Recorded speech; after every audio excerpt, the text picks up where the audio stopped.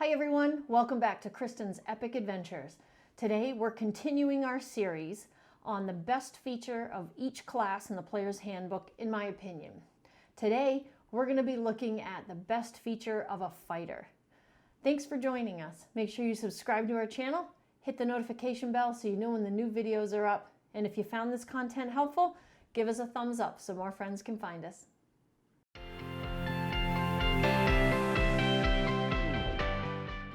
Welcome back. So today we're talking about the best thing about fighters, in my opinion. Remember, these are just my opinion. I also want to know your opinion. So after you've heard mine, make sure in the comments down below you tell me what you think is the best thing about fighters. We're continuing our series. We're going to hit every single class in the Player's Handbook about the best feature that I think there is about each one. So fighters today. The Player's Handbook actually calls fighters the most diverse class. They are masters of weapons and armor. They have an extensive knowledge of skills in combat, and you'll find that they are proficient in all armor and shields when you're building a fighter. They also have 1d10 as their hit die, which is pretty good. The only thing greater is the d12 that the barbarian has, so their hit die is quite up there too, so they're pretty strong. Here's some things that they get as they move up, and then we'll go over my favorite thing that I think is the best thing about fighters. So even at first level, they get to pick a favored fighting style, and there's a few to choose from, and that gives them different abilities depending on if they are a ranged weapon fighter using a lot of bows or crossbows, or if they're a melee fighter. They also get a feature called Second Wind, which allows them to roll dice as a bonus action to get some hit points back. That's pretty cool. At second level, they get something called an Action Surge, which allows them to take an additional action on their turn. That's really handy. And at fifth level, they even get an extra attack. So as their turn, as their action, if they choose the attack action, you can actually attack twice. That's pretty awesome.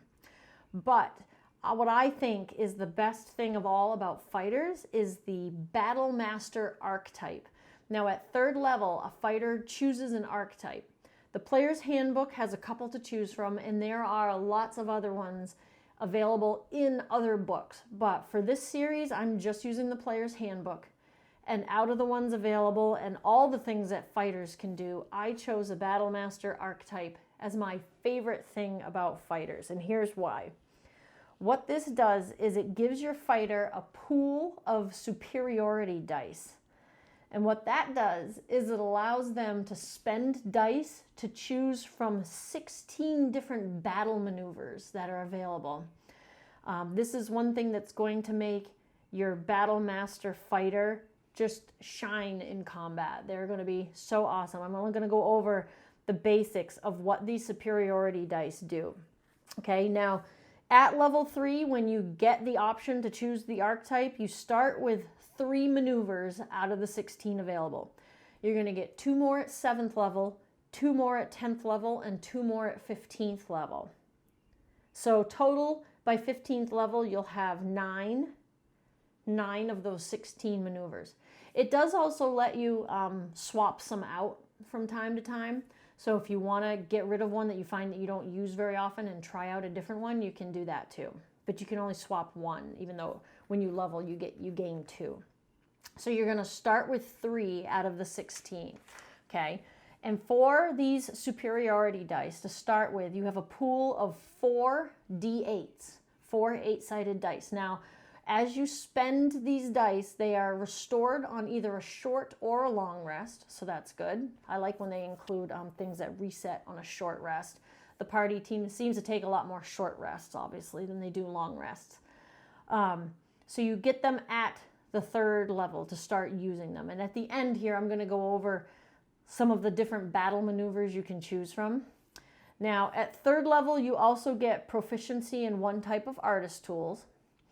And at 7th level, you get this really cool feature that allows you to learn about a creature's capabilities compared to your own.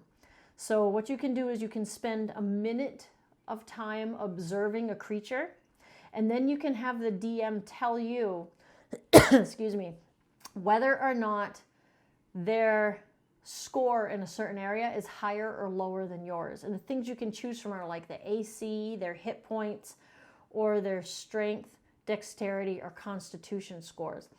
So you could see an enemy from the distance, maybe decide to spend a minute observing them, and then the dungeon master would tell you whether or not their AC is higher or lower than yours. They can't tell you the actual number, but just whether it's higher or lower. Or you could learn whether or not their hit points are higher than lower than yours. This could be some really important information heading into battle.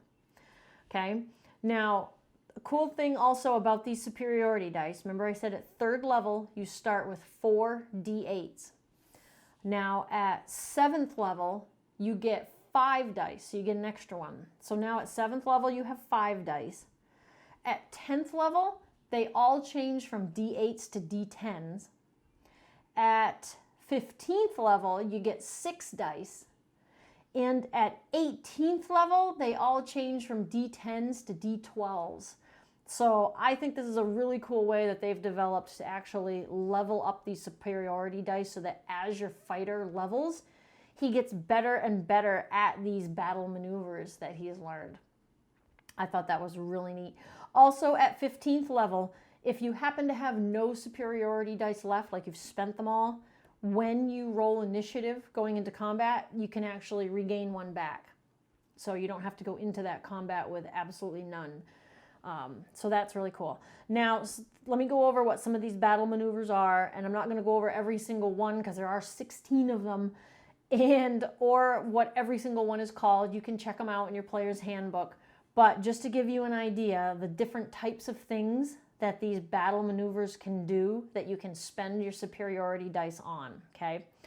There are maneuvers to let an ally use their reaction to attack, disarm a foe if you want to try to knock the weapon out of somebody's hand, then they would have to spend their next action picking it back up. Have an ally get advantage on their next attack. You can spend a die on that. Now these are always, usually the die gets rolled and the number rolled has to, gets added to something or you just spend it to give them advantage. There's another one to add to your armor class while moving. Okay, so maybe you've already taken an action so you cannot disengage before you move away and you might get an opportunity attack. But you could spend a superiority dice to at least add to your armor class while you're moving, making you a lot harder to hit as you're moving away. I thought that was cool. There's a maneuver to give a foe disadvantage. There's a maneuver to give an ally the opportunity to move and not trigger an opportunity attack. There is battle maneuvers to attack 2 creatures that are standing next to each other. It's kind of like if the first one hits, some of the damage also goes over to the second creature as well. That's pretty badass, I think. There is a maneuver just to knock a creature prone, which remember, that gives other people that are in melee advantage. So that's pretty, or you, which is pretty handy. There are maneuvers that frighten a foe, and if they have the frightened condition, there's certain things that they can and can't do on their turn. You can use superiority dice to parry, to reduce the damage you receive if you're hit. And you can use it to attack with more precision by being able to add what you rolled on the superiority dice to your attack roll. You can give an ally temporary hit points with your superiority dice, and you can push somebody 15 feet away. Normally a shove, I think, is like 5 feet, maybe 10 at the most, depending on how strong you are, but this actually allows you to push somebody 15 feet. There's a lot of really cool things you can do with these superiority dice. And then the fact that as you level up, your pool of dice gets bigger and bigger, and then they go from D8s to D10s to D12s, I think that's pretty cool. To me, that's the reason that the Battle Master archetype fighter is the coolest thing about the fighter.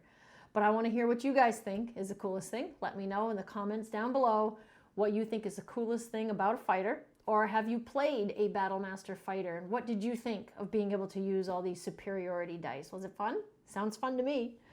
All right, we're going to continue with our series in the next video, so make sure you join us. Make sure you subscribe to our channel. Hit the notification bell so you know when the new videos are up. If you found this content helpful, maybe share it on your social media and give us a thumbs up so more friends can find us. Bye.